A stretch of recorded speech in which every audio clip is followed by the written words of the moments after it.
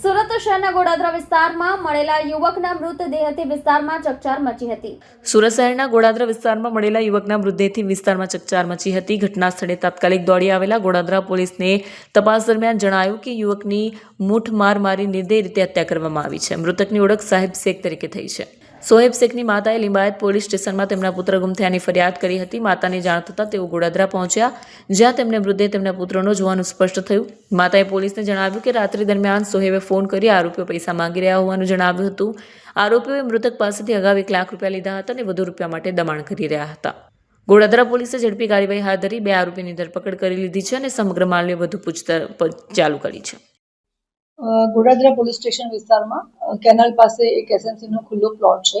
ત્યાં તારીખ 2 ડિસેમ્બરના રોજ સાંજે 6-7 વાગ્યાની આસપાસ પોલીસને માહિતી મળી હતી કે ત્યાં એક અનનોન ડેડ બોડી પડેલી છે, જેના પર મૂળ માર મારેલો છે.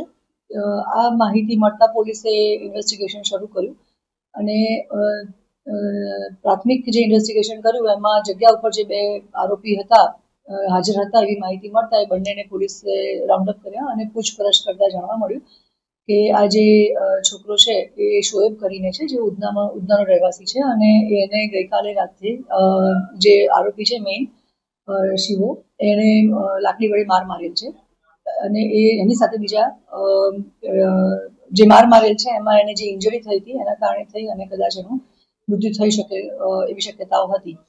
તે અરસામાં લિંબાયતમાં પણ મિસિંગ માટેની એક લેડી આવ્યા હતા કે જે પોતે એના ભાઈ મિસિંગ છે એની મિસિંગની ફરિયાદ આપવા માટે આવતા ઉધના પોલીસ સ્ટેશન વિસ્તારમાં રહેતા જે શોએબ કરીને છે એના મધરને આ માહિતી મળતા એના મધર પણ અહીંયા ચેક કરવા માટે થઈને પોલીસે બોલાવ્યા કે જે અનનોન ડેડ બોડી મળી છે એ આપ આઈડેન્ટિફાય કરો કે આ આપનું સન છે કે નહીં.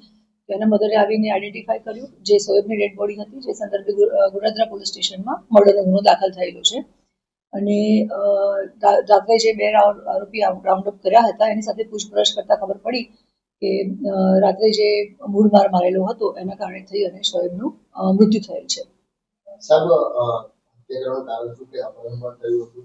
આ લોકોની જે શોએબના મધરે જે ફરિયાદ આપી છે મર્ડરની, એના મધરનું કહેવું એવું હતું કે ફરિયાદમાં પણ ઉલ્લેખ છે કે રાત્રે 1 તારીખની જે રાત હતી એમાં સવારે 4 વાગે ફોન આવ્યો હતો શોએબના ભાઈબંધનો અને એના ફોન ઉપરથી શોએબે વાત કરી હતી એના મધર સાથે કે મમ્મી અમારે રૂપિયાની આ લેતી દેતી લેવડ દેવડ છે એમાં 1 લાખ રૂપિયાની માંગણી કરે છે, પરંતુ મારે ખાલી 20,000 રૂપિયા જ આપવાના છે, તો પૈસાની લેતી દેતી બાબતે 20,000 રૂપિયા તમે આપો.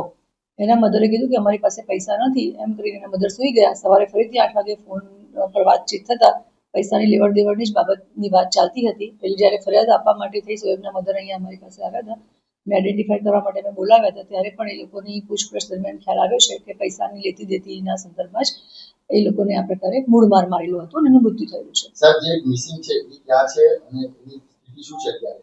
જે મિસિંગ છે બીજા, જેનું નામ છે ઇદ્રીશ કરીને છે, જે લિંબાયતના રહેવાસી છે, એ અત્યારે મળી આવેલા છે અને એમને પણ મૂળ માર મારેલો હોવાથી પોલીસે અત્યારે હોસ્પિટલમાં એમને ટ્રીટમેન્ટ માટે મોકલ્યા છે. પોલીસ રિપોર્ટ જે મેડિકલ સર્ટિફિકેટ આવશે એના આધારે અમે આગળની કાર્યવાહી એના પર કરીશું, પરંતુ અત્યારે એમની સ્થિતિ સ્ટેબલ છે.